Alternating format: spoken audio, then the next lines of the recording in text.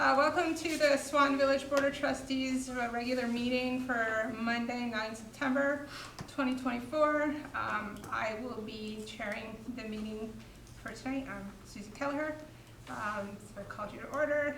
Next, we'll stand for the Pledge of Allegiance. I pledge allegiance to the flag of the United States of America and to the republic for which it stands, one nation, under God, indivisible, with liberty and justice for all.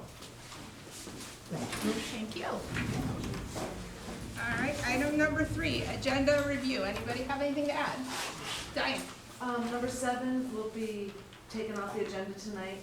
Okay. We can no longer provide that service for Swanton at this time. Okie dokie. And if we can, we need to add contracts in addition to legal for executive session. Okay. Anything else? Jean, you have anything? Nothing for me. Adam, you have anything? No, ma'am. All right. Number 4, public comment. Anybody have a public comment for anything that's not already on the agenda? No? Anybody out there? Good. No? Good. All right. Moving on. Approve and accept the minutes from Monday, August 26, 2024, meeting as presented. I will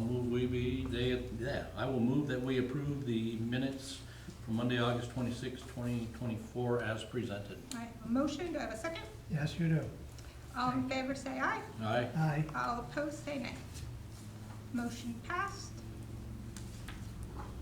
Item number 6, approve and accept the village warrants through Thursday, September 5th, 2024. And I'll entertain a motion. Got it. Approve. I want to make move to approve and accept the warrants through Thursday, 5 September. I have a first. Do I have a second? Second.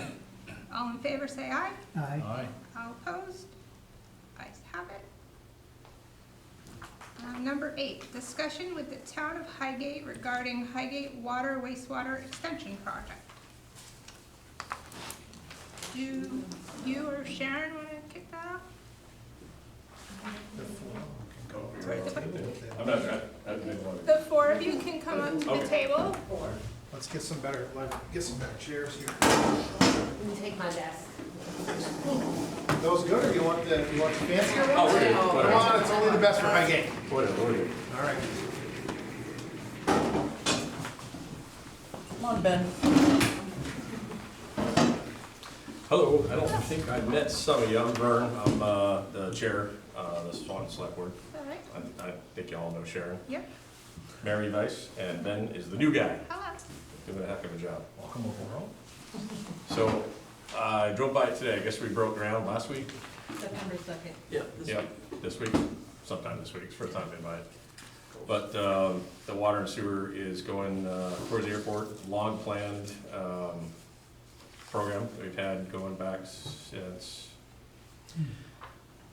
Well, it started as a project in 1972, but Speeding more up. recently, 2018, we began to discuss it, both with Swanton Village and with Highgate. And in the interim, we've had agreed to a memorandum of understanding that Swanton Village would supply water and sewer up to the airport for us in an attempt to do economic development.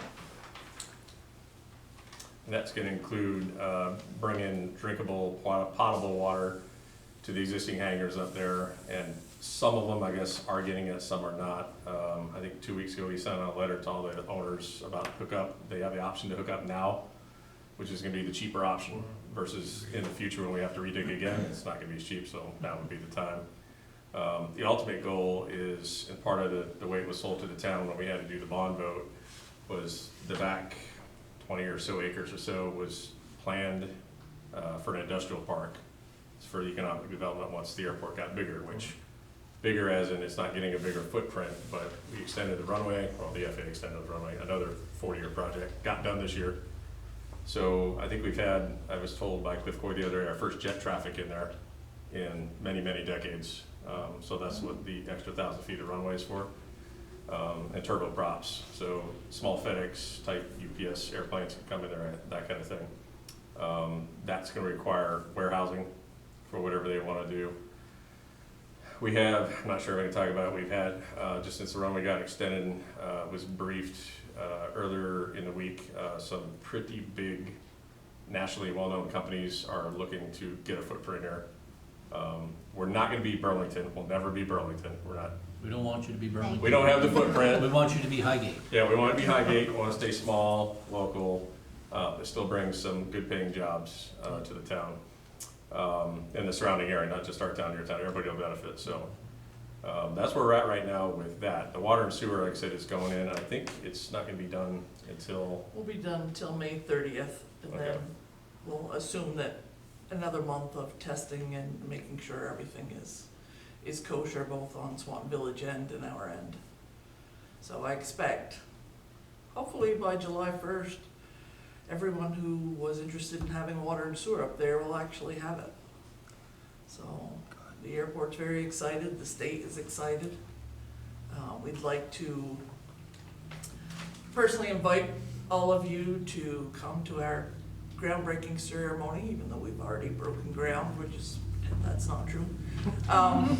But on Friday, we will be at the airport at 3 o'clock in the afternoon, and you're all welcome to share in our excitement, and we'll have some light refreshments in the terminal after, and give us a chance to, Right at the airport? yes, right at the airport. We've asked the governor, I haven't received a reply yet, and we've asked our legislators, so.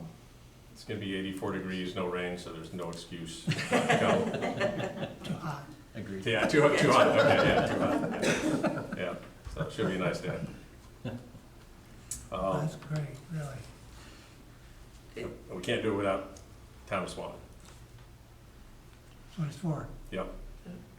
So I think this is gonna be, looking forward, going down the road, I think it's gonna be a very good Yep. deal for both towns. Oh, I- Everybody's gonna Yeah, benefit. wholeheartedly agree. I mean, just on the, you know, just on the base, two communities working together.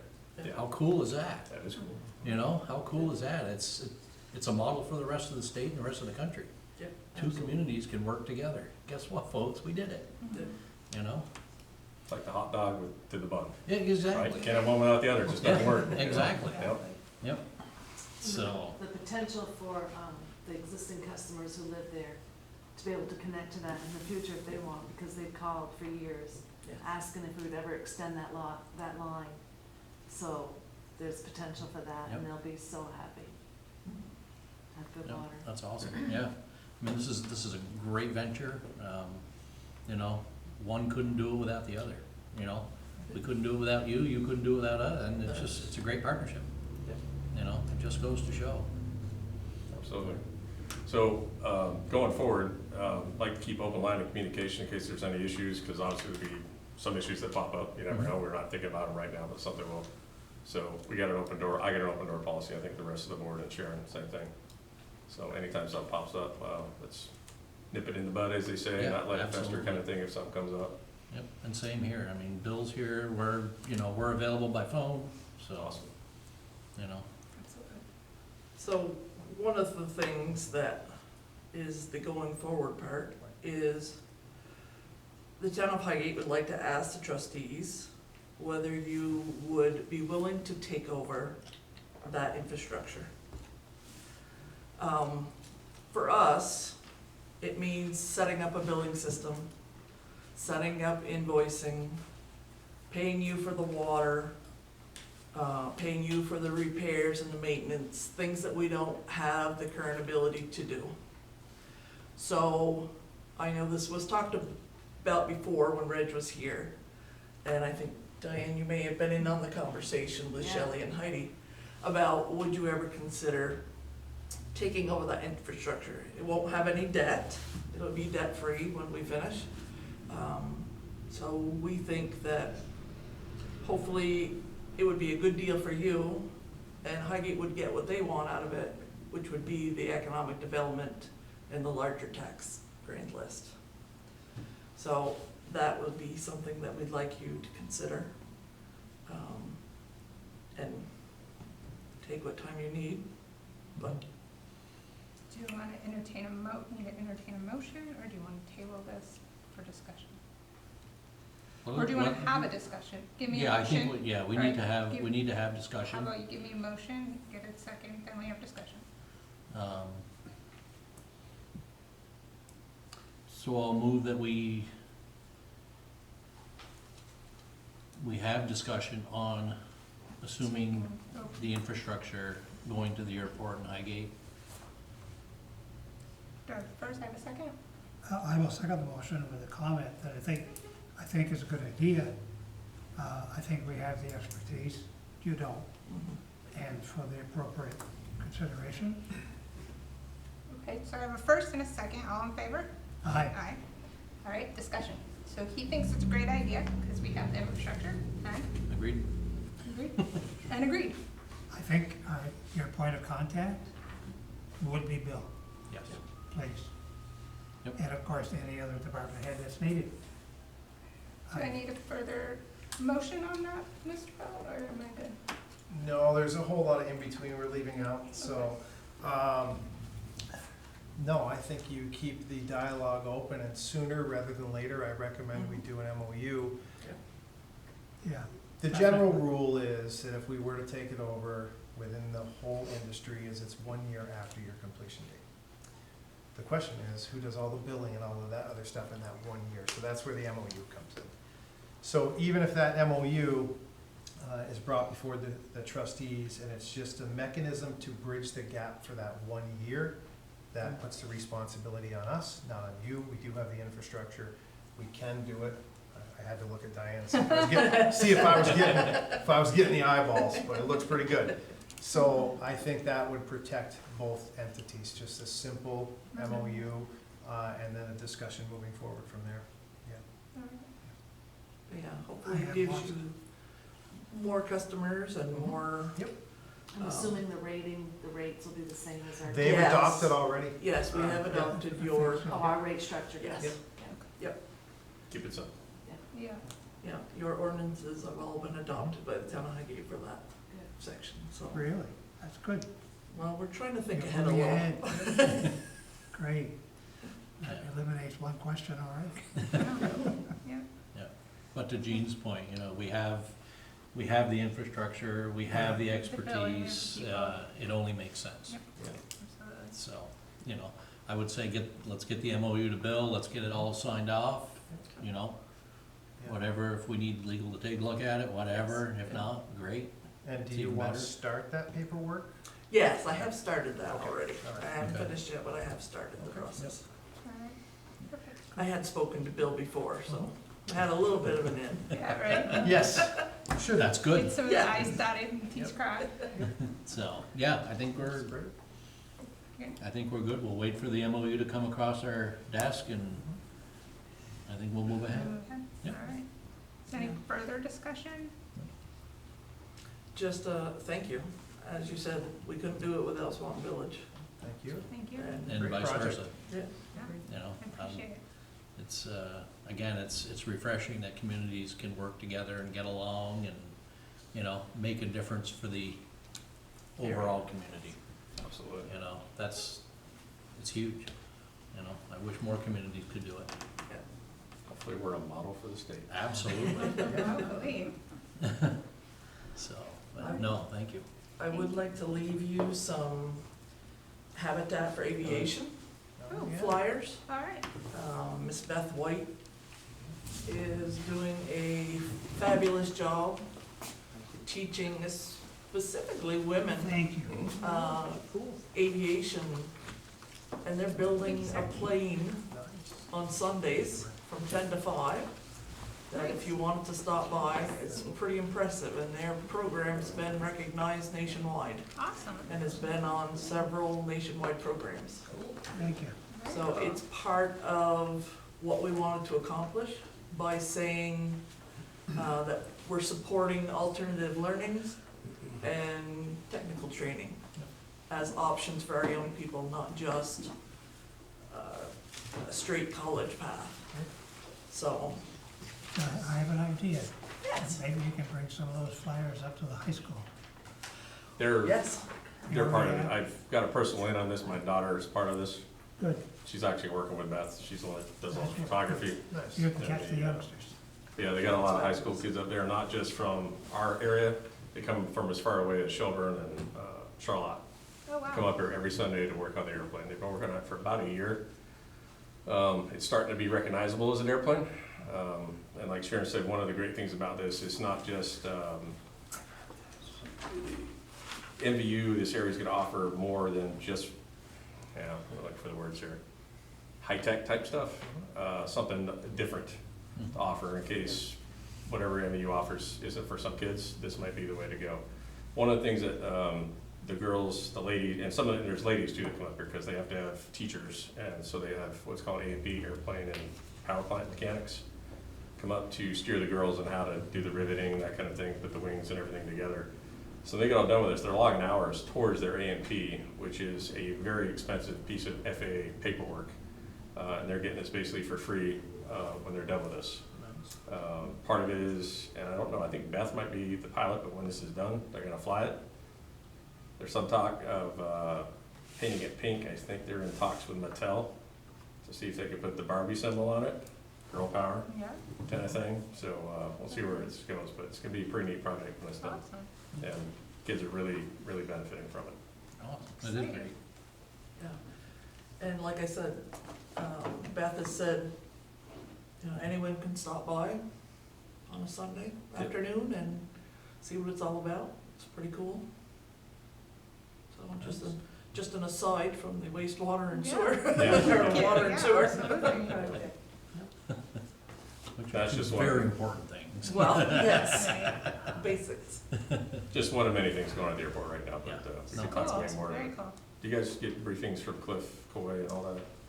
No, I just watched your last meeting, you went into executive session too early, so I didn't get any of those details. No, we haven't had them. Okay, you should invite them, he can give you a good briefing on Yeah. what exactly is going on. There's a lot more going on there than you would think. Yep. And hopefully there's gonna be more going on once we get the water and sewer in. Very nice. Awesome. Well, thank you all for your time. Thank you. Well, we appreciate you. Absolutely. And Appreciate it. please stop by on Friday if you're around. We You will. are more than welcome. And I sent you an email, Yes, I did. anniversary I know. out of state. That's perfectly fine. It'll be my last anniversary if I go to your event. We don't want that. No marital offenses. All right, well, thank you very much. Thank you. Thank you. Have a great night, folks. You too. All right, item number 9, discussion on the Swan Pond in the Village Green. Do I need to go to the table? Can I sit here? You can stay where you are. Thank you. Yeah, that's fine.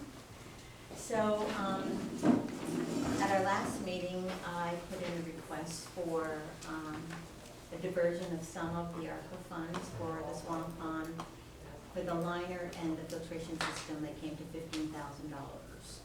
And we tabled it, and I did share with you that I was going to go to the town and ask them for the same thing. And so I did go to the select board meeting, and they approved 50% of the $15,000. So I'm really happy about that, because coming back to you, it lessens the requests to be able to buy the filter and the liner and all of that. So there we are. So I'm back here asking for 7,500 instead of 15. I had a question. Sure. This came before us. I went through some notes that I have. Mm-hmm. 3 years ago, I don't remember, maybe a year ago. I don't remember exactly what it Mhm. was. And was there any decisions made About what? about what you were doing? Expand it. Did we take any action? I came here Yeah, I remember. with Mark, and we told you all what we were proposing to do, what was necessary to do. And everyone here at that time, Neil was president, Mhm. we understood everyone was on board with moving forward with that. And that's why we ended up, putting a pond committee together, and Okay, so you worked on it the last few months. I've been working on it for a year. Okay, Thank you. Yeah, there was no action item, there was a discussion only. It was Yeah. just a So a discussion. year ago, Suzanne came and discussed expanding the Swan Pond, but it wasn't action. There was no, With Mark Rushlow and kind There- of give an overview of next steps, and it was And just Dean a was general, involved. general discussion about the state of the Swan Pond. okay, so then there's two things that we need to do. We need to have a vote on expanding the Swan Pond, and then we need to have a vote on allocating the ARPA money. Is that correct? The first item, it seems to me, it He said belongs it to was the, a discussion. to the chamber, No, because it's our park, but it's not our pond. Oh, but oh, it's our park in the pond. The pond is in our park. Perhaps could be done in one motion. One motion, okay. Expand Support the and, expansion of the Swan Pond utilizing ARPA funds. okay, so I'm gonna entertain a motion. Can I make my own motion? I'm not, I don't make motions. You can, you can. Okay, so I make a motion to expand the Swan Pond and allocate $7,500 from ARPA funds. Trustee Paxman, would you mind recusing yourself from this vote? Absolutely. Thank you. So I've made a motion. I need a second. You got it? All right, That's I easy. have a first and a second. All in favor? Aye. Motion has passed. Oh, any nays? Sorry about that part. All right, the ayes have it. Motion passed. You do discussion. Oh, any discussion? You're right, I'm sorry, I forgot It's that. okay. Any discussion? No, we have no discussion. Any We've already questions? discussed it. We've already Do you have a discussed it. question? It's already been discussed. All right, Yeah, you're right. I should have done that before the vote, or asked for the That's vote. great. Sorry. Doing a good job. All right, that takes care of 9. There you go. Thank you all No problem. very much. Thank you. Number 10, Swanton Village Fire Department update with Chief Dan Chevalier and Assistant Chief Troy Campbell. Hi, Dan. Hi, Mike. So friends, Welcome. Hello. All right. First, thank you for having us. I wanted to start the conversation to let you know that we really do have a good department right now. We have a good group of individuals, and morale is very high right now, and all the members are absolutely fantastic. We're very lucky to have this group of individuals. When Diane gets it up, you're gonna see that the first PowerPoint presentation, I kinda put this one in on purpose, Yeah. that I want to share. Yep, you're still good, so go to your symbol up top. Nope, go to the right, go to the little keyboard. very technical. okay, call You're good. error. There you go. Yeah, then I need you to go back one slide. Text Lou, make sure she can see it. That is not mine, though. That's 2023. That's a town. Oh, You don't want that one? you, kinda looks like this. Hold on. I'm gonna end that one. It's okay. I opened it, it's right here. That's not the right one. Hold on. Nobody's watching. I can come back next time then. No, you can't. No, you can't, we got Matt. Ah. It's right here. There you go. And there. Boom. There you go. Boom. She's the best. Scary, scary. Is this pre-Great Blue Heron? Actually, no, that's engine one. But no, I put that slide up on purpose just to let the community know and anybody watching that if anybody wants to join a meaningful, impactful organization that really does take care of the community, we are looking. We are always looking for volunteers. It's a great group of individuals. You'll form bonds that'll surpass your time of service with any organization. And anybody who ever feels like they want to reach out and join, you know, come on a Monday night. We'd love to sit down and have a conversation to see what that would look like. We have 6 open spots, and we would love to fill them. So one thing that Dan and I worked on was updating our mission statement. Speaking for myself, it's been the exact same since I started here 12 years ago.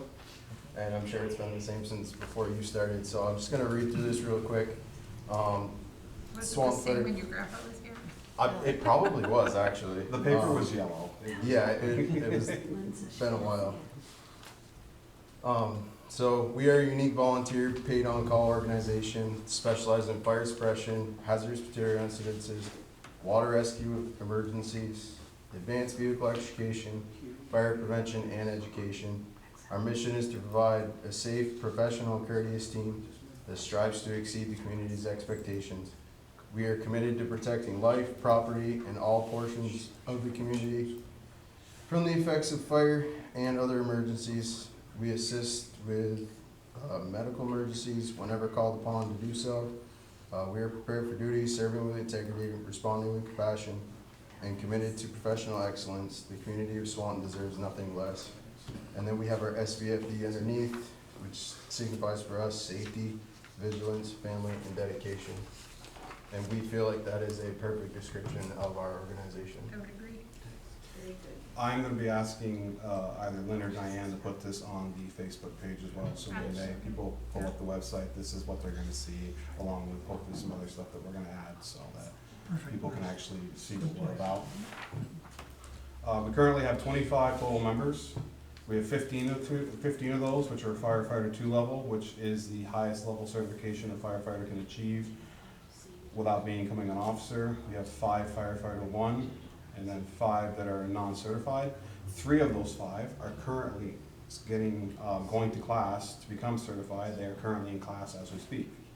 So hopefully they'll only go down to 2 non-certified. Does the PF stand for probationary? It does, Okay. yes. So probationary, the probationary period is really, do they like the fire service? Is it good for them? They get along with everybody? Is it what they expected? It changes what they can do, but it also, we introduce them to things, and if they decide they don't like it, we haven't really invested too much in them, at the same time giving them opportunity to explore what exists. So, we were very lucky. Fun fact, I'm 40 years old. I'm one of the oldest serving active members, second only to Bruce Whalen. We have a lot of young individuals. We have a lot of 20 and 30-year-olds. We have the next generation. That's good. And so some of these are forming out to be the future leaders of the department, and they're energetic. They are eager to serve. We don't have any problems filling a truck. These young people are really second to none, and we're very, very lucky to have them, and I'm grateful that I get to serve with these individuals, so I just want to take a second to say that. In the village report for 2020, for this year, the beginning of the year, if you read my portion of it, I said we were gonna start giving back to the community or re-engaging in the community.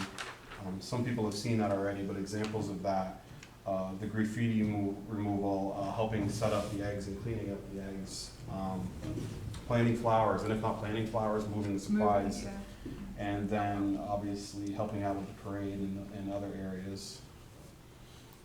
Yeah, and as well as, we had multiple people go down to the wildlife refuge out in West Swan. They spent half a day there cleaning up the trails, making sure the trails were prepped so hikers and people could enjoy those trails in their recreational free time. We also worked with the folks at the car show, and we parked cars this year. You guys So- are out in Forest on Green Up Day too. Yep. And your ladies auxiliary as Absolutely. well. Yep, So yeah, that totally. was- So yeah, we're gonna continue to do that. This was our first year really trying to dive back into that. I hope next year we'll double the participation. And it's not just a single individual. I'll be made aware of an event or something going on, and I'll send it out to the organization. I'll call for volunteers. I'm My getting, 5K.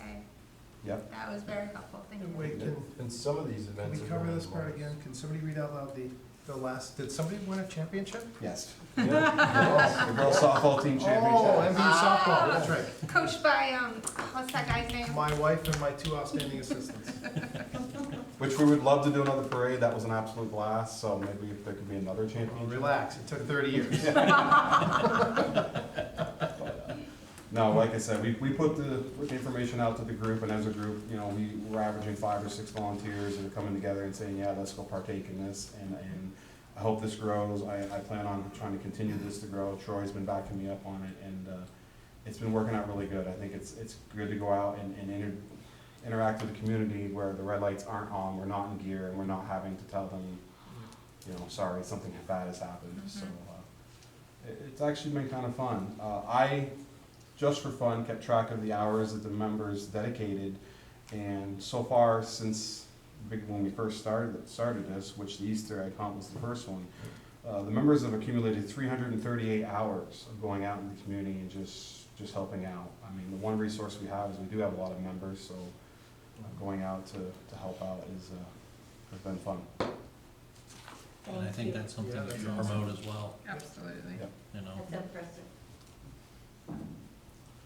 All right, so on January 2nd, when me and Bill went before the town of Swanton to talk about the budget at that time, they had asked me a series of questions that I wasn't prepared for. So this year and going forward, I've broken the calls down a little more specific than what was done before, and I continue to try to do that. I wanted to look more like what the PD does, where if you ask a question, I have the data and I can answer the question. A lot of this I track myself. Me and Troy did go and look at a program that would track all this for us. Unfortunately, it's too expensive. You put the words fire service in front of anything, and it triples the price. So we've been doing a lot of this on our own. But for the town of Swanton, a total of 146 calls. You can see the breakdown there.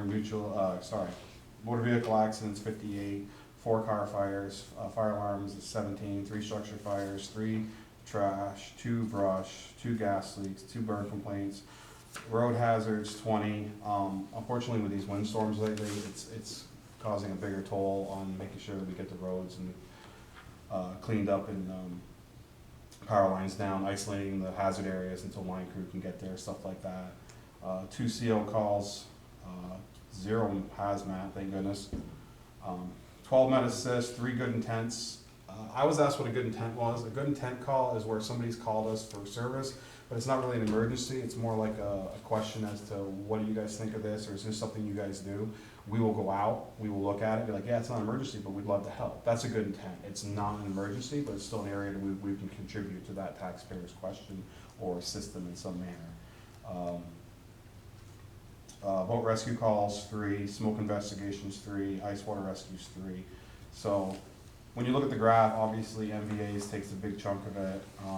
Road hazards, med assists, fire alarms, smoke investigations. Those are the predominantly big ones.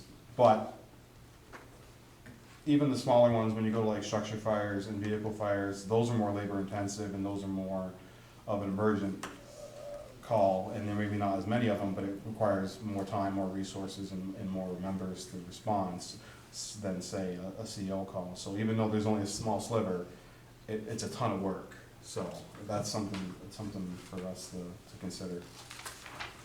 I have one question. Yep. In the case of a gas leak, I understand people can smell it. In the case of the COs, did you find any? Some yes, Problems? some no. Sometimes it's just as simple as a faulty detector. I see. And other times the detector does work as manufactured to work. They called when we arrived, they actually had a legitimate issue inside their home. Wow, And at that time, we can detect that and wow. give them the resources and the ability to get that taken care of, so that way Yeah, they you can saved some get lives. back into their home. There was one, we had 80 parts per million in the house. Now that was due to a malfunction with the, A heater of some sort. probably. It's usually a heating appliance, a stove, if you have a gas stove, propane, natural gas, whatever it may be. It could be anything Yeah. of that nature. Well, I'm aware. That's bad stuff. That being said, if you do think you have a CO issue, and this is for everybody in the camera land and whatnot, if you do think you have a CO issue, or if your CO alarm's going off, please do not open up your doors and windows, because you introduce a ton of fresh air, cleans the house out, and we get there and we're getting zeros, but there's still actually an issue. So we have to wait for the house to reheat or build up its numbers. So spread the word that if they do think they have a CO issue, it's better just to close the windows, close the door, vacate the house, and then let us go in. And it's easier to find the issue that way. Good. For the village, Total of 48 calls, vehicle accidents 11, fire alarms 8, 2 structure fires, 1 trash, 3 gas leaks, 2 bird complaints, 4 road hazards, 6 COs, 9 med assists, 2 good intents, and we don't have a lot of water, so no boat calls and no ice water messages. The village is a little more well-rounded if you look at the pie chart. Like I said, med assists, vehicle accidents, and fire alarms, CO, those tend to be the big ticket items that happen a lot. But again, just because something doesn't happen very often, it may be more members. It's more labor intensive. Exactly. I would like to take a second to acknowledge a save of a building. In the PD, I believe it is, you guys have a see something, say something. We had a jogger, a runner, early morning, I think it was like 5:30 in the morning, coming down Cannon Street, and noticed something that was wrong on the front porch of the white building next to the bank. I believe it's the chiropractor place. Yep. Yeah. And they called, and what it was, the cigarette can had tipped over and was catching the porch. That runner taking the second to be like, okay, there could be something wrong here, calling it in, saved the porch, saved the whole front of the building. It took us a water can to put it out. But like, instead of being like, oh, that's just my mind playing tricks on me, you know, and kept running. So like, that was a good save on that person's taking the initiative and helping out in there. And that's really the difference, is that somebody like that, you see it early, you know, you catch it early, and it doesn't turn into a catastrophic event. So that was nice to see that person stop and do that. The next slide is the total call volume for the entire fire department. I won't read through all of them, we kind of already did that. This says, as of January 1 to September 1, I didn't add the last few we've had, just to keep the months together. Total of 213 calls, 19 of those are being mutual aid, assisting other communities with their calls. And again, mutual aid, vehicle accidents being the big one. Fire alarms, road hazards, med assists were the most common ones so far this year, as of September 1st. As we get back into the winter months, this may change a little bit. This graph may move around. So,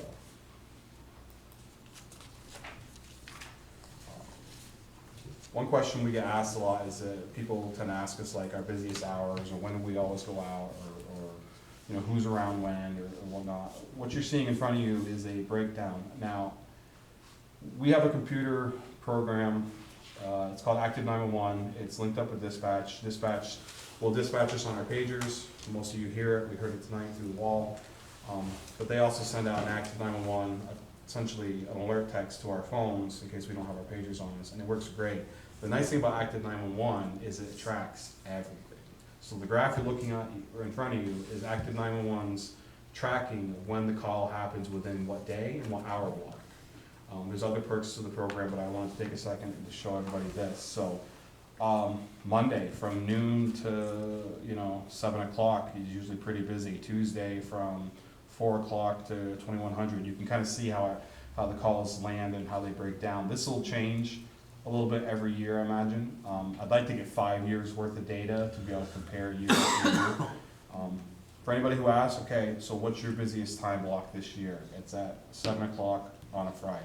And I probably imagine that's due to the traffic and other calls that happen within that time block. But this is just kind of a breakdown. I thought it was cool to be able to look at it.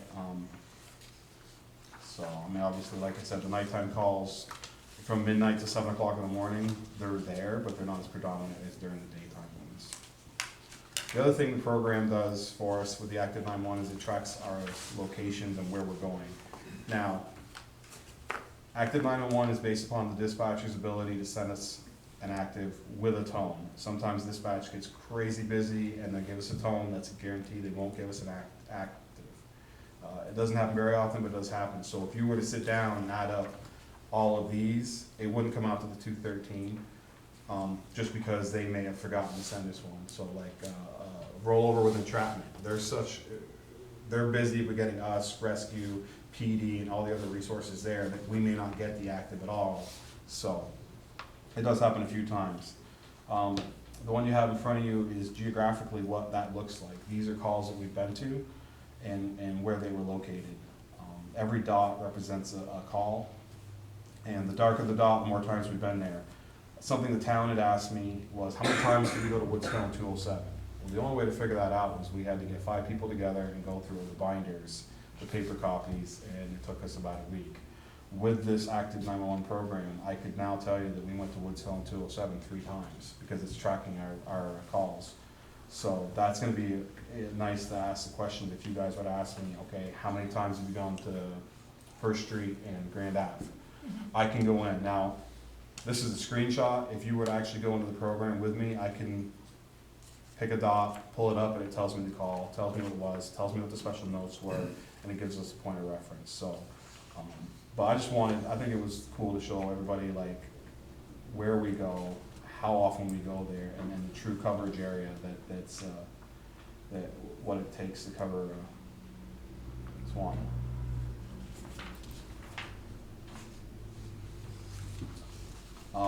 This was also another thing that I started tracking too, so the truck deployments. I have it broken down with the village and town, and then I have a total number on the right-hand side. You know, people ask me a specific vehicle or how many times or who went where, you know, we deployed 63 times into the village. That may be 1, 2, 3, 4, all of them going into the village, and then it shows you which trucks take the brunt of how many times it's been deployed. So if you break it up between the town and the village, it just gives just a fun thing to look at and see, you know, where the workload is and whatnot. Total numbers, 326 total truck deployments. That's as of January 1 to September 1. So we got the whole rest of the year that we're going to be adding to this. But I think it's just interesting to see that and to see what this data is showing us. If there's any data here, or no, sorry, that's not here that you would like to see, let me know. It wouldn't be too hard to add it. I just need to know what you'd like to see. Like if there's anything in particular. We're constantly trying to keep finding things that we can track, Yeah. different angles to look at things from. One thing that we don't have here, but we did play with a little bit, was how many people we were putting per truck as they rolled out. It just gives us different metrics to look at and explain what we're doing on a daily basis a little bit better, and give you an idea of what it looks like in a simple format. I started playing with that a little bit, and I don't have the data in front of me, but for like March, April, May, and June, we were averaging 6 or 7 members per call. It actually came out to be like 6.5, but it was 6 or 7 members per call, which is nice. You know, members are showing up, they're running calls, morale is high. So that's really nice to see. Not every community is like that, so we are very lucky to have the members that we do.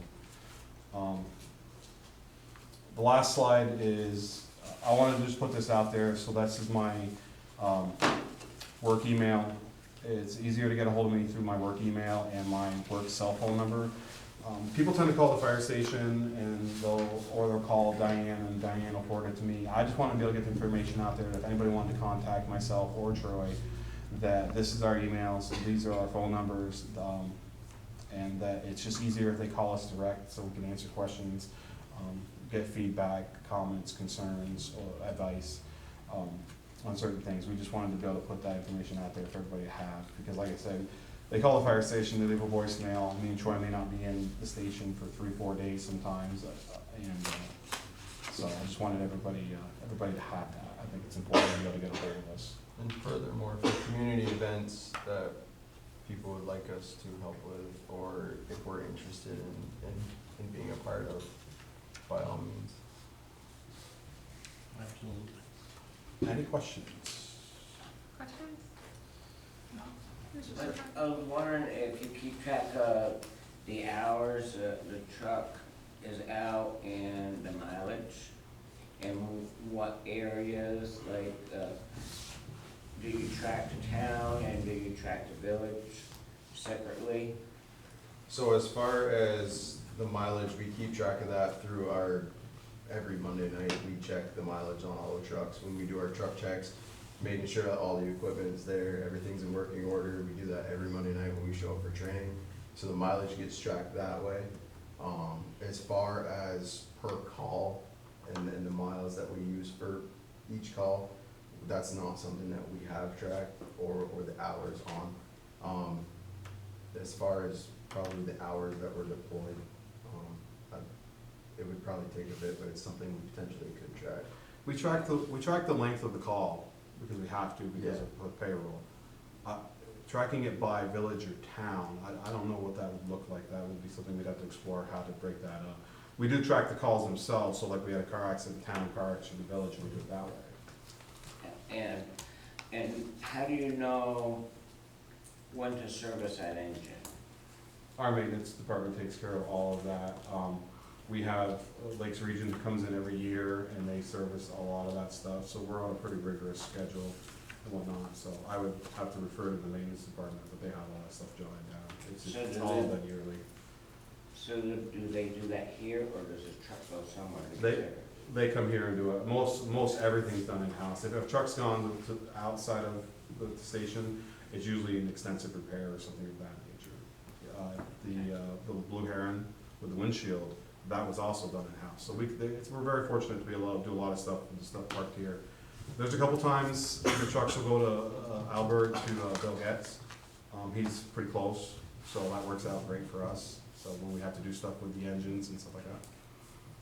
And the engine's itself, the motor. And just one more question.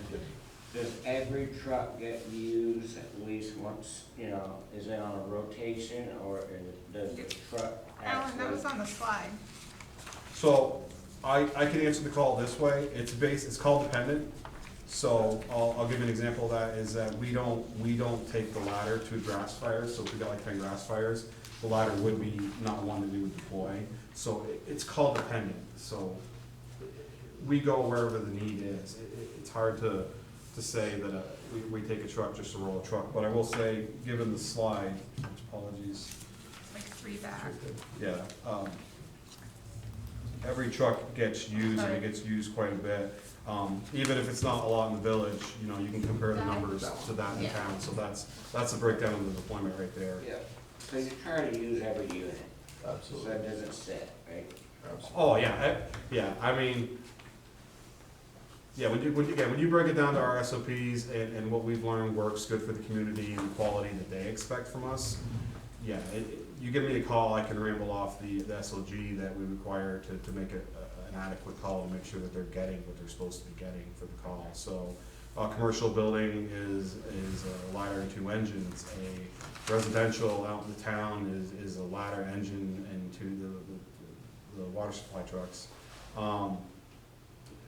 It's call dependent, and that's why I said I'd like to track 5 years worth of data and see how we're trending as a community, village and town, to see like what that looks like. So back to the maintenance for a moment. Isn't that what your Monday truck checks are for? To make sure that it's, That's done by the members. We Right. also have a maintenance crew that comes in every Monday morning on their own time. It's a 3-man crew that really gets into the stuff that we don't do as firefighters. So like the motors, it's like a PCM. yeah, Yeah. yeah. PMC. And any repairs to be done. They also track the yearly pump testing, ladder testing, and all those things are done. They tell me, hey, we gotta schedule this. I'm like, okay. Gotcha. But your maintenance department are members Of the department. Yes. of the department? Yes. Okay. That is something that they have gone very passionate. That's kind of like their niche. Everybody's got a little thing that they like. They love the maintenance aspect of it. I like tracking the data.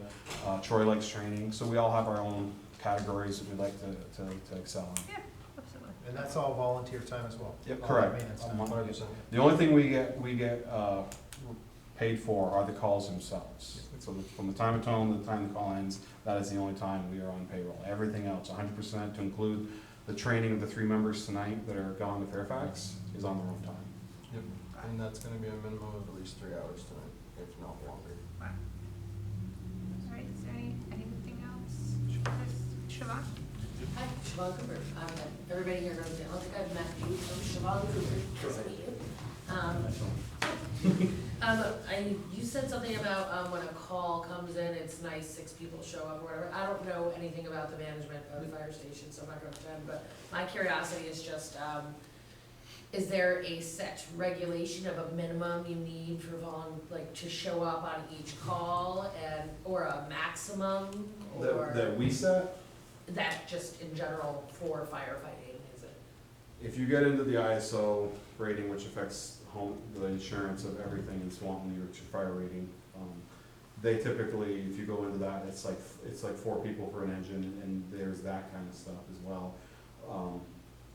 But for us internally, we don't mandate that you have to be around for this time for this call. We're fortunate enough with the crew that we have that our staffing is right second to none, really. We're very fortunate to what we have. So there's a lot of times to where if we don't think the call rises to the level, and we get 10 members that show up, we're only 4 behind in reserve for that second call, because that's something that's trending a lot now, is that second call happening while we're out. I was in Alberg assisting with the building collapse, helping getting that gentleman out, and you went to what, 6 other places, the boat rescue and like 5 other places at the time? We ran 11 calls total that night, so we did 9 other incidents while we were gone. So when a tone goes off, you guys, you all just come out, it's not Yep. set schedules, Nope, it's nope. You're coming from home, you're coming from work, you're coming from wherever you are. We do know all our personal schedules, so like I know when he works, he knows when I work, I know who's around during the daytime, I know who's around at midnight, yeah. I know that stuff. But we're spread out over that 24-hour block so well that, it's nice that we can cover the need of the call. And then again, like certain people have the ability to leave work, so if it rises to okay, this is the big one, Yeah. we can put, I don't know, what was the church road, 18 people? 18 members? So, 18 members, boots on the ground, or here.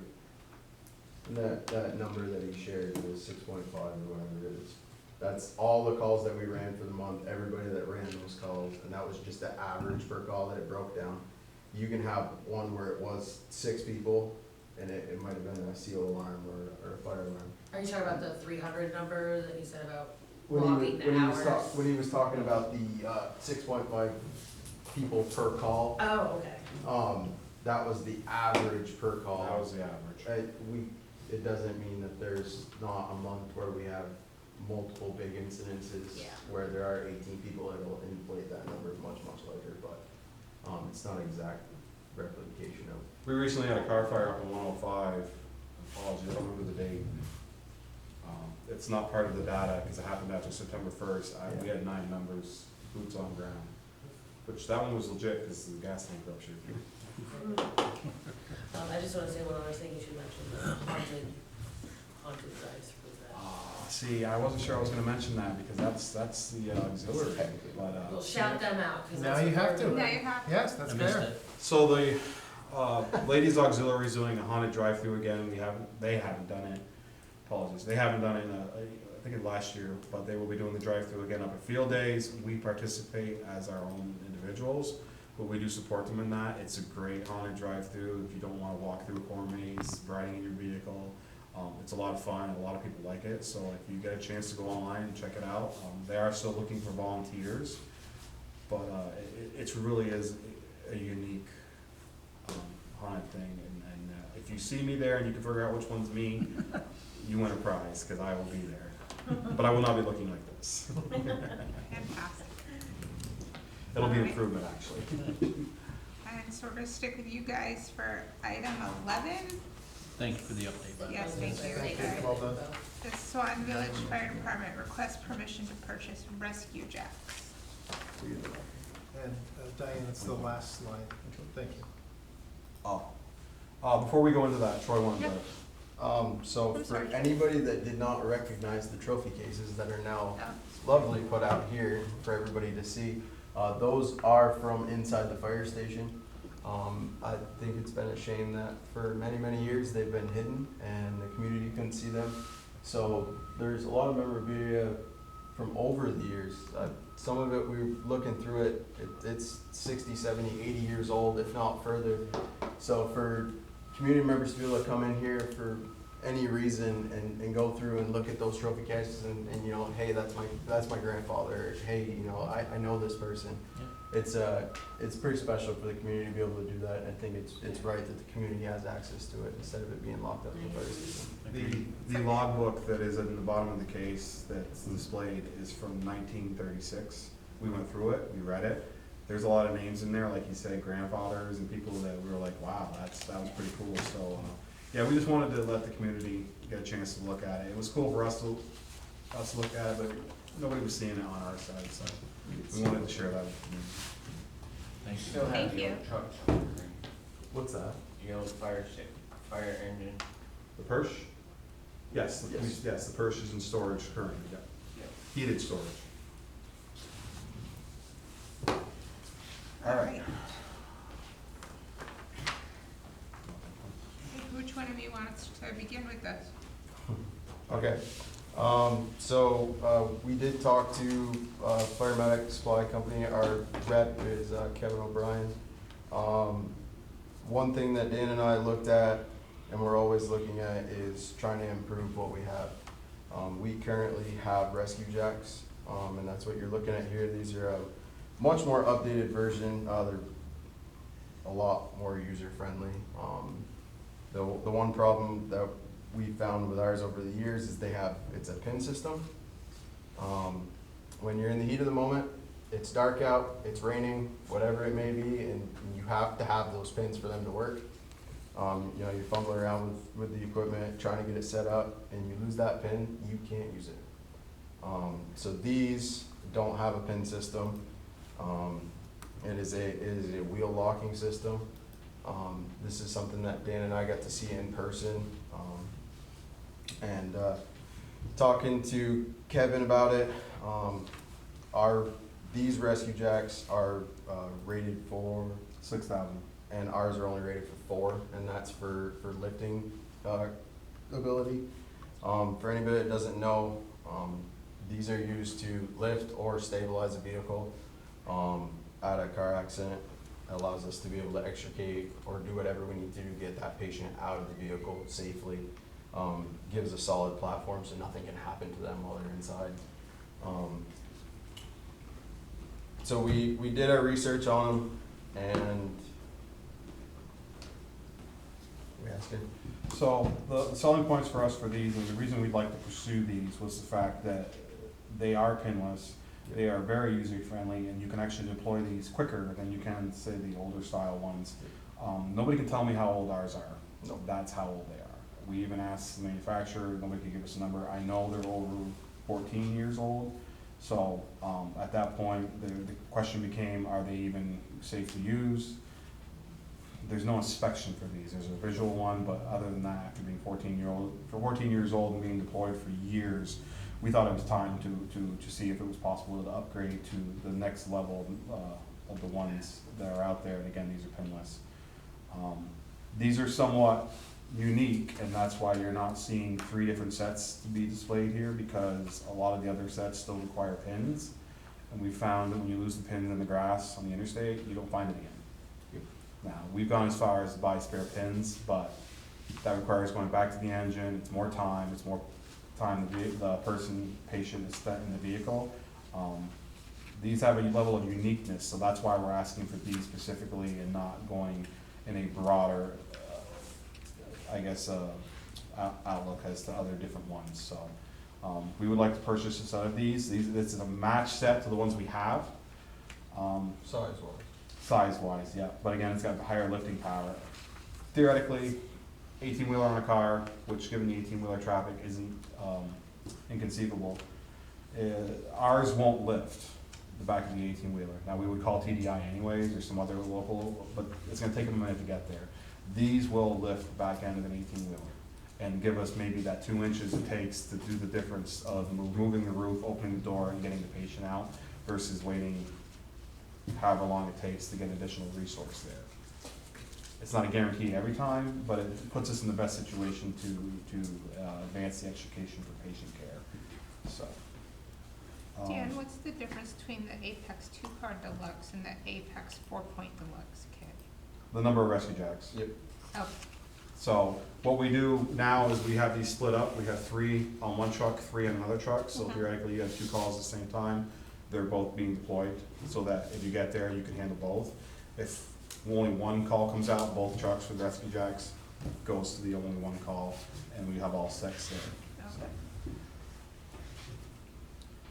So each kit is 6 and 3? Is Uh, that how I rate it? But from what I understand, this is all one kit, correct? This picture of. Yeah, the picture is the kit we're asking for, and then Right, it goes the down to 6. 4, and then they change sizes. I guess I'm still not following, sorry. So the first line, Apex 2-Car Deluxe, Yeah, is is everything the in that picture. Right, Yes, And then the Apex 4-Point Deluxe is only four correct. of 4 these. points. 4 points of compact, 4 points of contact on the vehicle. That's why they call it that way. So it's a set of 4. So you get 4 of these struts, is that what they're calling them? Apex struts? Yes. Yes. And then you would get 1 of the add-on jacks, or 2? 2. 2 of the jacks. And would you get any of these extra ratchet hook straps? That all comes with both packages. Okay. That's all, we're just trying to understand that. So you're asking for both, for a total of 34,436? No, we You're are, asking for we only are one? asking for the Apex 2-Car Deluxe, which is the one you're looking at, which Yep. is the set of 6, which is a swap from the older style we have to the new style, part for part. Plus the freight. Plus the foot freight, Yes. so 19.2. 19,250 roughly. Yes. 247.81, but I mean, Yes. are we So- gonna do that? The funds would come out of our equipment replacement fund that we have. I would have to, Lynn told me we have, I forget how much already in there. I do know we have enough in that to cover this, so it's already in there. We just need your permission to use it. Lynn, you still on? Yes, you have got about 160,000, I believe, in your equipment replacement fund. So, Okay, so this is not gonna hurt us. No. it's just, No, and then we'll still be adding to that equipment replacement fund when the property taxes come in, Yeah. because we budgeted to put money in there. Okay. Yep. Thank you. You're welcome. So you want the Motion? 2-Car Deluxe? the Apex 2-Car Deluxe. All And right. the freight. And the freight. I'll move that we approve the fire department purchasing the Apex 2-Car Deluxe, freight included for $19,247.81 to replace the car jacks that we currently have that are very outdated. Correct. First and second, Second it? all in favor say aye. Aye. All opposed? Any further discussion? No. Any further discussion? So, next question, the old set. Our first thought was that we would try to sell them, pass them on. I would need your permission to do that. If nobody wanted to buy them, we could gift them or throw them away, but I think it'd be best to try to pass them on to maybe somebody who doesn't have any, Okay. so, but I can't, Absolutely. yeah, so. Yeah, I just do what you need- think is right. Do we need another motion for that, or we just No. give him our permission? Permission, granted. Okay. Any other questions? No, thank you. Yes, thank you guys for the information. It's very much Very appreciated. nice. Good presentation, thank you so See much. you again probably Appreciate in it. November. Nah, I'll see you next Monday. Yes, next Monday. Oh, and for anybody going out for Halloween, stop by the station, we'll be here with candy. Thank you. Well Thanks, done, gentlemen, Dan. thank you. Thanks, Troy, appreciate it. Thank you. All right, next item, number 12, discussion on purchase of fiber for Swanton Village Electric. Yeah, so I sent some read ahead. For those in the audience, our Swan Electric, our grid needs to purchase additional fiber to essentially be more efficient and effective. It helps control our system.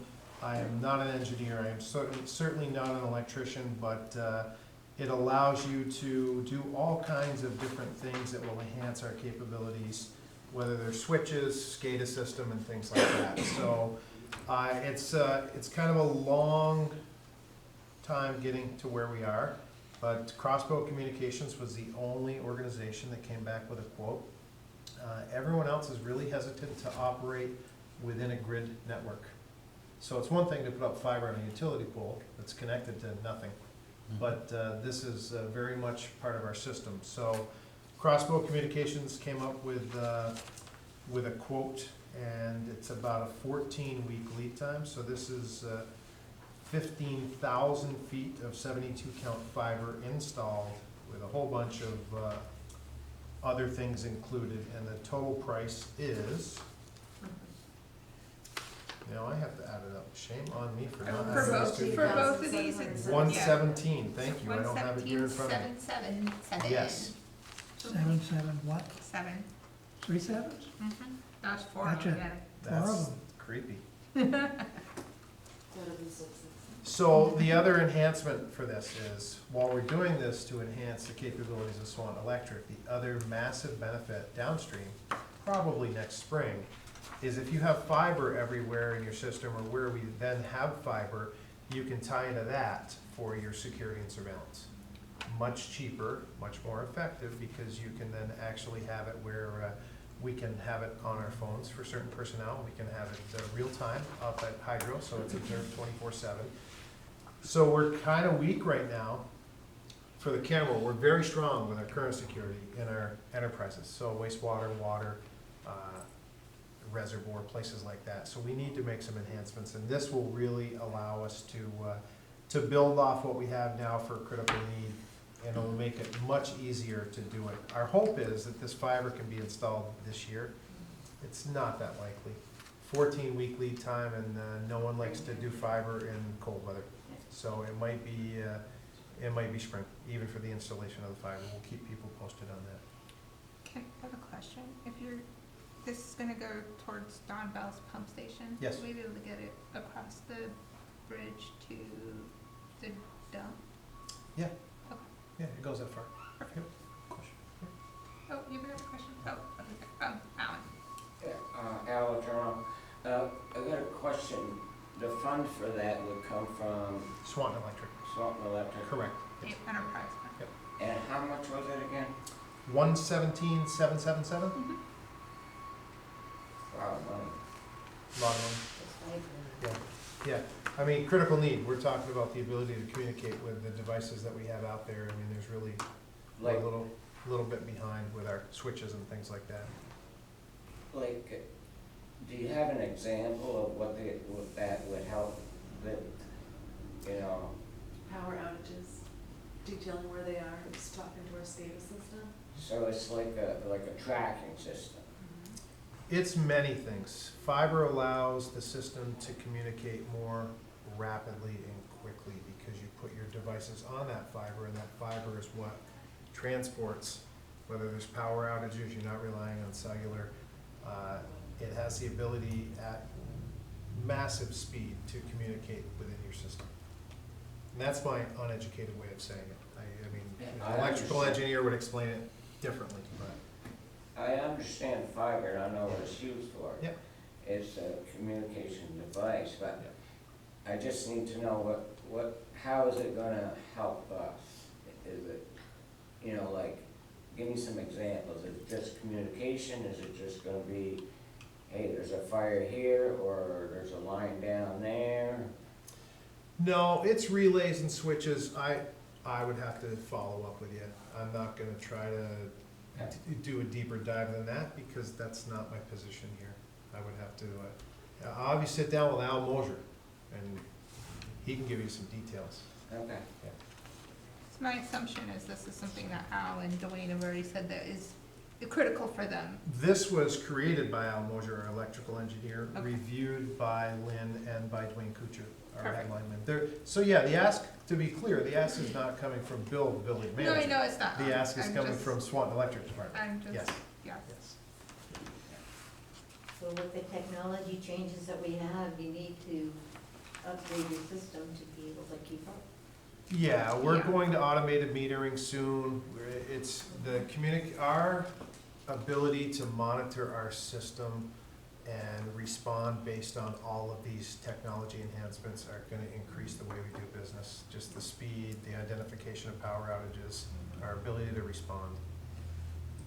That's actually what I was gonna say anyways, an automated metering system that's coming in, that's gonna be great for our system. It And is. let you know where the outages are, the fiber will help to upgrade that. And what you have, when you replace it, do you have a different type right now, or is it always just fiber? No, we It's don't, copper. yeah, Copper? well, we don't, or if we have fiber, we don't have enough air of Enough strands. fiber, Well, right? they don't have enough strands, that's This true. is Yeah. 24-strand fiber optic cables installed in, want to do 72, some is like, you only have 12 strands left on some, in some Correct. places, so, Yep. And you can make more connections, I believe. yeah, more connections with It's more advanced strands. With the technology, it's same better than junction. what we had before. Right. Thank you. So it's speed and efficiency. Correct. Absolutely. All right. Dependability too. So, I think you know that part. Yeah, that's true. I will entertain a motion. Oh, yeah, sure. I'll make a motion that we approve the purchase of fiber cable for electric department to the sum of $117,777. First, have a second. Second. Any more discussion? Money's in the All budget. right. All in favor, say aye. Aye. Any opposed? The ayes have it. Thank you, Bill. Thank you. All right, number 13, introduction of a joint planning commission concept. Yeah, so this is introductory discussion only. So currently, the only planning function resides with the town. So that's zoning, and that's all good, but what we discovered, now that we have Heidi Bridge-Valenta on board, and we're taking a much more aggressive stance toward grants, we have found that in some instances, because we're two boards of governance, but only one has a planning commission, we are not eligible for certain grants, being in the village. So, for example, a municipal planning grant, if both of us put in, we are like we don't exist in the village, and they would get the funds, even if it was an automatic grant, which many of them are. So say it was $5,000-$10,000 sitting there that anybody puts in could receive, we couldn't, because we don't have our own planning function. There's some other efficiencies and things like that, but to bring it in front of you tonight is just the first step, which the first step is if our board of trustees do not support exploring that in a joint session with the town and with planning and zoning, then I'll stop the discussion. But there are examples actively, like the town of Munisburg and the village of Munisburg, that do this joint planning. It's a simple resolution. It does not impact anything negatively on the town. We would continue to work collaboratively toward all goals and all projects, but this would allow us to be our own entity when we're competing for grants. We are literally leaving free money on the table because we don't have this distinct role, which to me personally seems silly. Yeah, Agreed. agreed. Now, for those that don't know this, about 10, 12 years ago, we did have a joint planning commission. And it was dissolved to form with the town. I don't remember the reasons why. But I would certainly be in favor of this. Even going further and having a real joint one, so that the two would work together. That absolutely makes sense. And I don't think it's an action item, I think it's just you're saying, you're aware, and Let's you're study giving me it. permission to at least go have the conversation. Let's study it. Okay. Absolutely, let's study it. I was reading some of it and I sorry, I'll read it later. That's okay. So you have literature on it already, so, right? We have examples. We have examples from Enosburg, yeah. So the next steps would be that I would approach Brian Savage, we would have a discussion about the Board of Trustees' interest. He would relay that to the select board. At some point, if there's mutual interest, we would get in a room together with either zoning or planning, that function, and have a dialogue about how to take next best steps. Yeah, I don't think it's a quick process, I don't think we're in a rush, but it just seems silly to leave free grant money on the table. Yeah, it's just, I was just questioning why it stopped, you know, like, if we had We'll it, have to look into the history. figure that out. It Yeah, doesn't why matter did at it this stop? point. Yeah, it's a long time ago. I would just say waste of- I just have one question for now. When you, if say this were to happen and it was a joint board, would it be an equal governance between, you know, all members, like whoever represents the trustees, whoever represents the town type of thing? No idea. Too Too early to speculate, in my Yeah. opinion. Well, it I was what we used suspect- to, yeah. I suspect if we went full term with this thing, you could have a joint commission composed of people from wherever. Like we And can now. answering to the town select board and the trustees. As it is now, they report only to the select board. Right. Thank you. So any activity that's done in the village is done by this group and approved by the select board. Yeah, I think there's a lot of different looks at the end of the day. Yeah, yeah, there's a I lot just of things candidly that- want access to grant money that we're not allowed to get at right now. Yep, Yeah, that makes sense. Good. Makes sense. yeah. This looks like a partial resolution Yeah. to me. Yeah, yeah. Any further discussion? No, not today. I'm gonna study it though. Perfect. Number 14, review and sign the bond anticipation note with Union Bank for the wastewater plant upgrade. That's you, Lynn? If she's on, yes. Yes. You ready So for- this is, Okay, go ahead. Sorry. let me just turn my camera on. So this is the bond anticipation note for the wastewater plant project. It's a bond, the note is gonna be for $7.8 million. We originally had asked to do 8 million, but with the water bond anticipation note added to that, we would be over the threshold of $10 million, which causes us to have a higher interest rate. So we backed it back down. I think we'll be able to work with it. It's a 16-month project, and we only draw down as we need. So as we're going through construction, we'll draw down as we get reimbursement through our SRF state funding. I will pay down to the extent we can that line of credit so that we don't incur any more interest than we need to.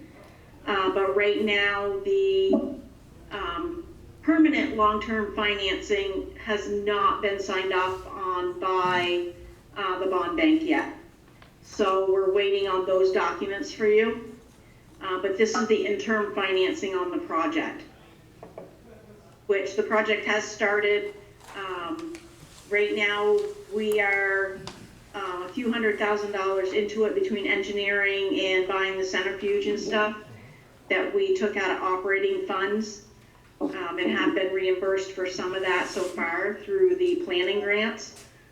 But this is anticipating the construction end of the project. And this is all stuff that we've already discussed and agreed that we were gonna take care of. That's true. Yeah, I mean, this is the $8 million bond vote that you Yeah. guys did. The way the way the bond bank works and the state SRF funding is you have to expend the funds and pay for them prior to seeking reimbursement on the loan. So, you know, I have to submit to them no more than monthly a request for reimbursement, and with that, I have to give them the invoices that we have paid, and I can't request the money until we've paid it. Yeah. So that's why, and there's a lag, so then they go through and critique it and do their stuff on their end, and, you know, they pay us back after they've gone through all of their process. But there is a lag from the time that we pay the bill until we get the financing back, or the funding back. Oh, yes. And as far as this goes, I mean, there's no motion necessary. We've already made the motion's passed back in November. Yeah. and We're the just vote was reviewing, already- and Right, we're but gonna you're sign the gonna- documents. You're No, gonna, you need a motion. well, do? you're gonna need a motion to accept, that's the Union Bank line of credit, Yeah. to accept that for the short-term financing and sign the documents. Gotcha. Okay. All right. I'll make a motion that we review and sign the anticipation note with Union Bank for the wastewater plant upgrade. Yeah, first, second? Second. Any further discussion? Discussed it for years. All in favor, say aye. Aye. Any opposed? All right, motion passed. Thanks, Lynn. Thank you. Thank you, Lynn. All right, You're welcome. number 15, Good. village manager update. I have nothing. Woo! Joking. Oh, really? Did I got you up on that? No, so there's a lot of projects going on. We'll start with the river crossing, and it's really all good news. The subcontractor was Henniker Directional Drilling out of New Hampshire. So as a reminder, right, that project's the new water line that connects at Foundry Street, goes down Foundry, cuts over under the Missisquoi River, about 9 to 12 feet, depending on the location, 600 feet under the river, connects on that side, up Webster Terrace, across the road onto Canada, and connects to the main there. So it's well underway. In fact, the pipe went through without any issues. It's a 20-inch hole, 14-inch pipe pulled through, 600 feet, all fused. It's been tested. That part's done. There's vault boxes on each side that connect it. The one on the Foundry Street side is all done, and they're working on the Webster Terrace side. They believe that by the end of this week, they will completely test the functionality of the line. Still a lot to do. There's on both sides, whether it's Webster Terrace up above, kind of restoring it, putting in the retaining wall of the folks that came into our meeting last time and talked about their concerns. And on the Foundry Street side, for those that are listening, the paving is not done. I've gotten a lot of calls. That's just the first coat. That's the shim coat, just to even things up for now. Once all the heavy equipment and the excavating equipment's gone, they'll go back in, they'll do their final pavement. Everybody's yards are supposed to be restored to a pristine manner. So at the end of the day, they're gonna have a brand new water line, brand new hookup, brand new pavement. So appreciate the patience with that for those folks that live on or have businesses on Foundry Street. But at the end of this, we're gonna have a great improvement for our system. So we believe we will be done October 1st, completely done. So that's good to have that out of the way. We just received a $75,000 grant. Thanks to Heidi's good work, we applied for, and we were one of only 13 communities in the state of Vermont to receive funding from the 2024 Vermont Agency of Transportation Small Scale Bicycle and Pedestrian Grant. $75,000 match, which if we track our time, material, time, and labor, then we should be able to match without any additional money out of our budget. So that's above and beyond what, let's face it, is a puny overall. Whoever's online, I need you to silence your mic. David, I need you to silence your I mic. think you can mute, can't you, from there? Is that the noise when the It's the- service is going in? No, he's it's somebody typing, typing on the talking, keyboard. he's moving. Somebody He quiet. doesn't realize he's on the. I was trying to type in the chat box or whatever. No, I don't, No. no, there's no chat, it's just. I'm sorry about No, that's good. So I think, above and beyond what we budget for sidewalk replacement, this almost doubles that budget additionally. So it's for Grand Avenue, not all of Grand Avenue, just to clarify. $75,000 does not do as much as it once did. But it's $75,000. It does not come out of taxpayer money. Again, we will continue to pursue any and all grants, especially where there's an in-kind match that will not cost the taxpayers a dime and improve what we're trying to do here within the village. So the trustees have been very supportive about that. Revolving loan fund. So we have finalized and did a revolving loan fund as part of our Village of Swanton's revolving loan fund. Without going into details that are private, I will say that part of our job is to, as the village manager, is to market this availability. So we have a revolving loan fund in the amount of $50,000. Businesses can apply for up to $5,000 as last gap funding. Meaning it can't be your primary source of funding, but say you have a loan and you need just a little bit more to open your business, keep your business afloat, do improvements and things like that. You can come in front of the trustees and make that request. The board is actually trustee Paxman, Lynn Paradis, and myself. And you can make a request. Here's the beauty of this. It is, we're required to charge interest in the form of 1% of the prime interest. So the interest is less than 1%. I guess. So it really is an opportunity. So I think, again, the trustees have supported this when other communities have not. It's a small amount, but it is a great impact on the community that we serve, and we encourage anybody else that needs that kind of funding to come forward and take a shot at it, because it's not a tremendous amount of money, but it's there and it's available. Now, those funds are just for businesses. That's correct. How are you gonna get the word out that it's available? Like this, and we have, it's a finite pool of people that would qualify and be interested. Okay. But for startups in particular, if you're struggling, and again, you have a traditional loan and you might not qualify for quite enough, and that's that little bit of bridging money, then it's a perfect solution. And we have the resources here and the capability to run that programmatically, and I think it's a great value. This program is just for starting up a business? No, Or- it's for somebody that you could be doing an upgrade, you could be doing a renovation, you could be doing things like that. But again, it's not designed to be the sole Yeah. funding source for a project. It truly is just that last missing piece.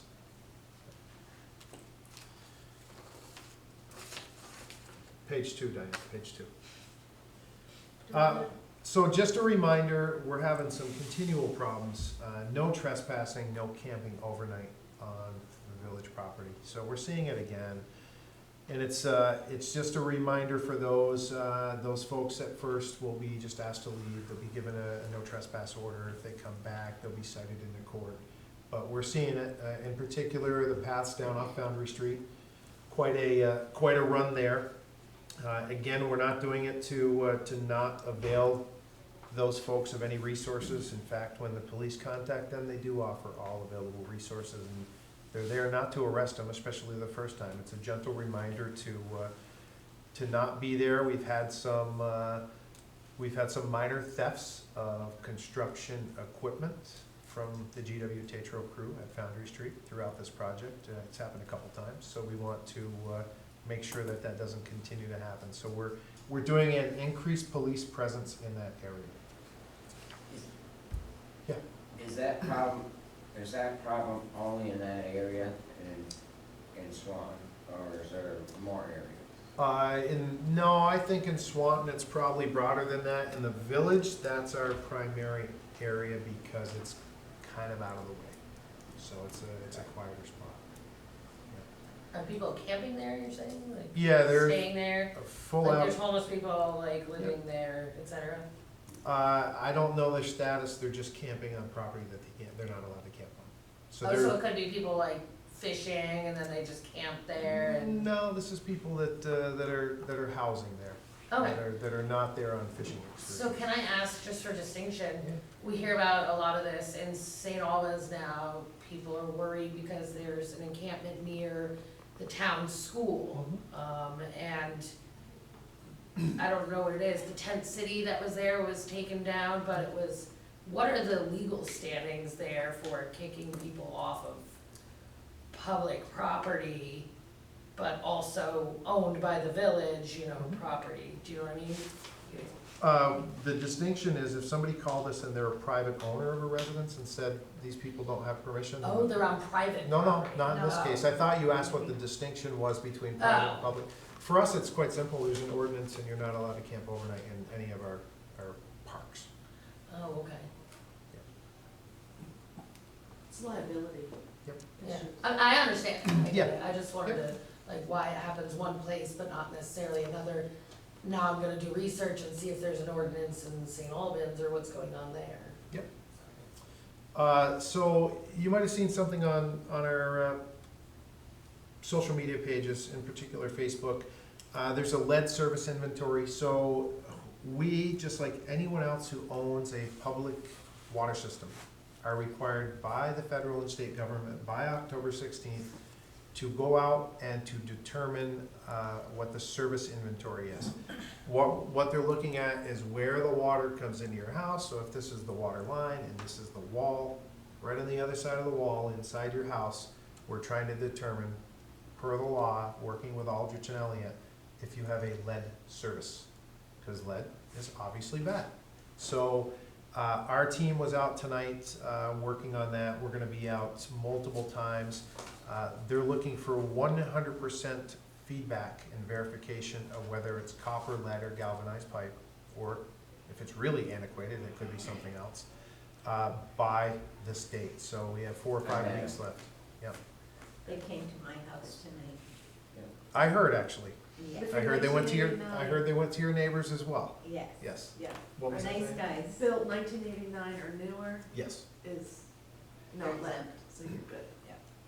So you can provide that information too if you want to call, if they haven't gone to your house. If you know you're 1989 or newer, just call and tell us, we know it's not lead. Yeah. So we can mark it. Mine Is should there, have been. is there any lead under the ground, not visible? I don't know. Not that we're aware of. There could be an elbow here or there, but not that we've come across. But it's an old water system, so the Yeah. odds of something being a little elbow or a fitting somewhere probably is. And that's, the point of this is the state of Vermont or the feds at some point will look to work with homeowners to remedy the situation if you're found to have lead. Nobody knows what that looks like downstream. That's probably a ways away. So did anybody do a test for lead? Is it high, low? No, this is precautionary because you don't want that flow of water Yeah, I through, understand. you know? So, I nobody, understand. it's not based on any detection other than what you've seen of horrible things in the water supply throughout the United States. Yeah. We don't have that. We test very effectively and daily. So I think we're good, but there have been examples. We have found, I think, a few today where it's lead on the service inventory, service line coming in. So those homeowners, I hope, would take it upon themselves at this point to remedy that situation. So their pipes that they own are lead? That's right. Correct. That's probably the older buildings, you know, Yes. there's a history Probably. here, Yep. so. Probably it was cheaper back then. Yeah, yep. So that's happening. It's really just another message to the public that you're gonna see folks, they're gonna be in readily identifiable pairs of 2 driving village vehicles with village insignia. So it's legit. When they're knocking on the door, they're not making that stuff up. Nice guys. Yes. So Public Works, speaking of all that they're doing, and they are doing a tremendous job, there is a job opening posted right now. We do encourage anyone interested to apply. And really, we're opening the door to anybody that's got from entry level to a tremendous amount of experience, and we'll determine who's the best fit. But the village is a great place to work with great benefits, and we look forward to seeing a number of applicants. And we've already seen a number of applicants. We have. Has our intern applied? No. No. No. Our intern's waiting for where he's interning, I know, I Yeah. figured he would be. but that's a good thing. Is there part-time work? Is there part-time work? No. There is in the summer, but that's over, so we do have 2 positions in the summer that help out to try to keep up with the pace of mowing. And those are 24 hours a week on, typically on Wednesday, Thursday, Friday, 8 hours a day. And how about plowing? No, at this point, we're pretty good with that. It's, you know, we're, with this, filling this position, we'll be fully staffed, and we, based Except for the on, policeman. well, for Public Works. Okay. Yes, yes, there's 42 positions in the village and 41 are filled. So we do have 1 police department opening, and technically, this one's not quite vacant yet. Not so. yet. Wastewater. So wastewater is fully underway. So Kingsbury is the contractor of record. That's, they are done mobilization. They are in action. It's now an active hard hat site with a lot of people. I went down there today and they were delivering a tractor trailer load of pipe with about 20 vehicles trying to park. And that's not a big parking lot.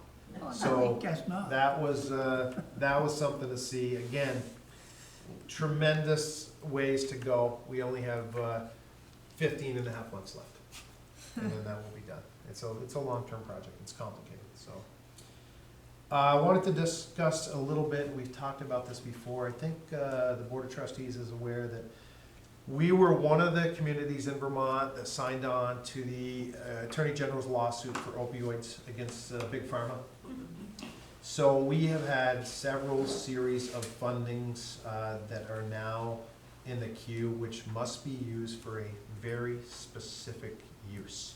So it's about future prevention, and really we don't have the capabilities internally to talk about abuse treatment and prevention and education. So the design and what most people are doing are identifying partners in the community and having conversations. So all that we've talked about in the past, and I had a conversation today, was with Crystal Lampman from Franklin County Caring Communities and Belinda Bissett of Northwest Counseling and Support Services.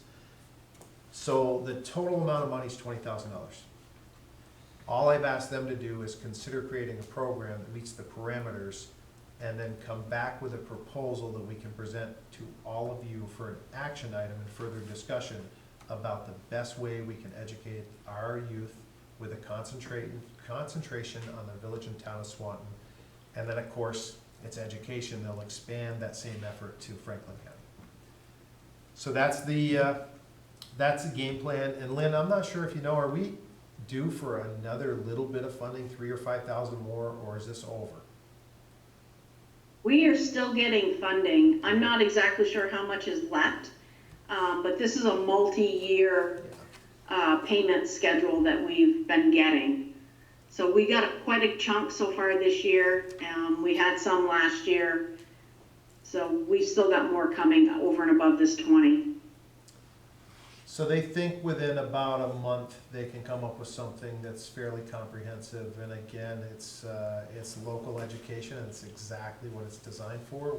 We don't have the capabilities in-house to do that. So Agreed. they'll put something together for an action item for the three of you to vote on.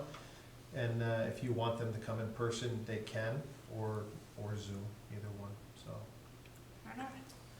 And the last thing I have is hydro. So it's shutdown week for hydro, which is a fancy way of saying that we'll have everybody in hydro and maintenance, all hands on deck to do a tremendous amount of annual maintenance cleanup up there, with the addition of outside contractors coming in.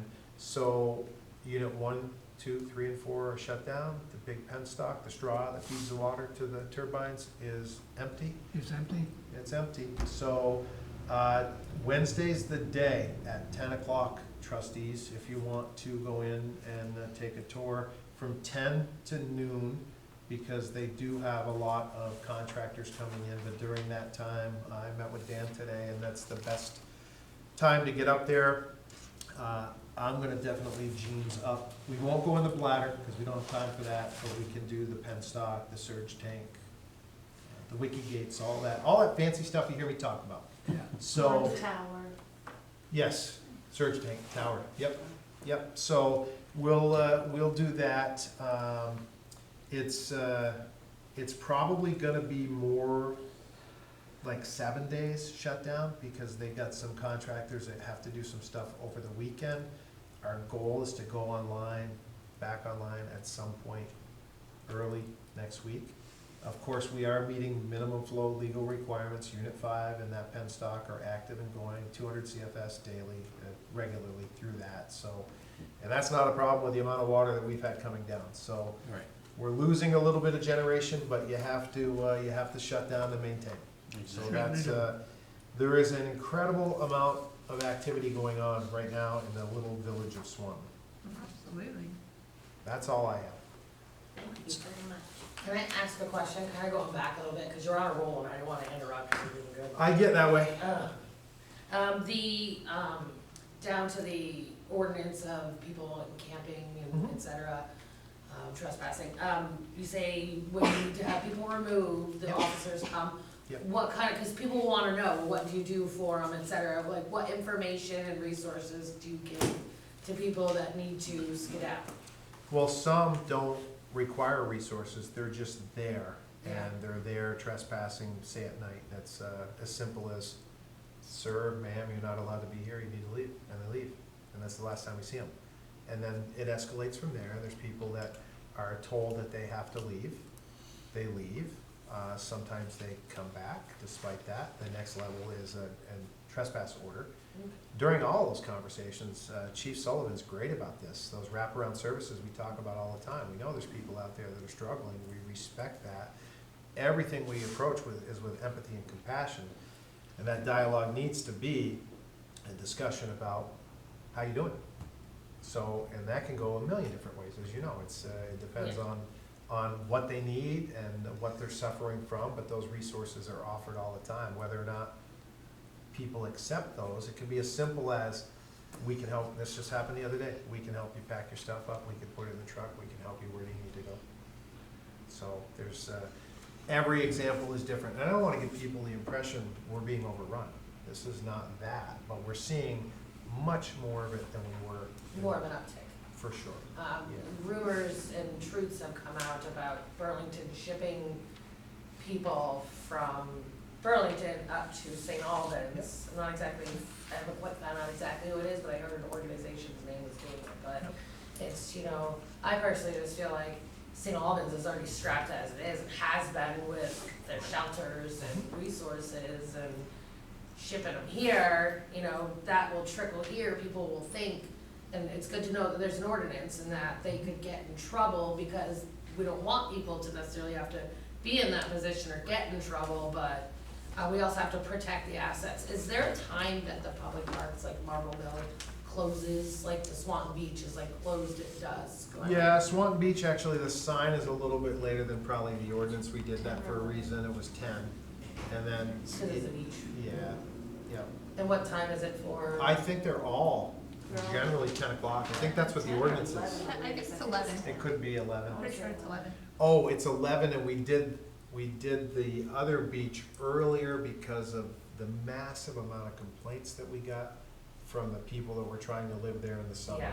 So the between 10 and 11 was turning into not much fun, A mess. a mess, yeah. So after 11 o'clock, people are not allowed to be Correct. in Marble Mill, even if they're Village Green, exercising. all the Marble village Mill, parks. Village Green, Veterans Yep. Park, any, So Any of just say if somebody's out there on a boat and they're coming in and it's after 11 o'clock, are they stuck in there? Gates locked yeah, it's till not- 7 The gate a.m. is locked? Well, Foundry Street, no gate. Swan McQuam, Beach. Swan Beach, I'm talking they're about. locked in. Yeah. Yep. And They're they locked know, in. they pay attention to the duck hunting and all that. Yeah. The guys So are I there can early call till you then. if I'm stuck out there. Yeah, sure. My number is 555. No, we are cognizant of that because we're gonna have duck hunters very soon that are gonna be upset that, what happens is when our water and wastewater folks first go to work, it's the first thing they do is they unlock that gate in the summertime. Pretty soon, we have to leave it open because They're there at 4 o'clock in the morning. they're, yeah, on day one, they're there earlier than that, fighting yeah, for a 6 duck hunting o'clock. spot, yeah. I'm still just a little stuck on the whole the Village Green. Yeah. At 11 o'clock, people aren't supposed, like, you can walk on the sidewalk probably, obviously around, but you can't step onto the green, you can't be in the It's an park. ordinance in place in case people were hanging out partying, Yeah. causing a ruckus, but if people are just going through, on a park bench, minding their own business. Like, if they're I not wanna gonna go be out there and approached. read my book in the gazebo Yeah, at you're fine. midnight, You're fine? It's just Okay. an No one's ordinance in gonna bother place you. in case. I just someone's- can't bring Yeah. friends and get Yeah, loud and all right. that, I got you. Right. Yeah. or sleep in bed. Yes, no. Yep. Yeah, exactly. Okay, thank you. It's clear. All right, any further discussion, anything else? Anybody have any more questions? No? No, good, okay. 16, any other necessary business? No, ma'am. No? I'm okay. You're okay? I'm You've okay answered my too. questions already. All right. That often happens, you know. Number 17, executive session to discuss legal and contract matters. So, I'll move to go into executive session at 8:44 to discuss legal matters and contracts. I'll second the motion. I have a first and second, all in favor say aye. Aye. Any opposed? No. All right, We are now in executive session. Thank you then.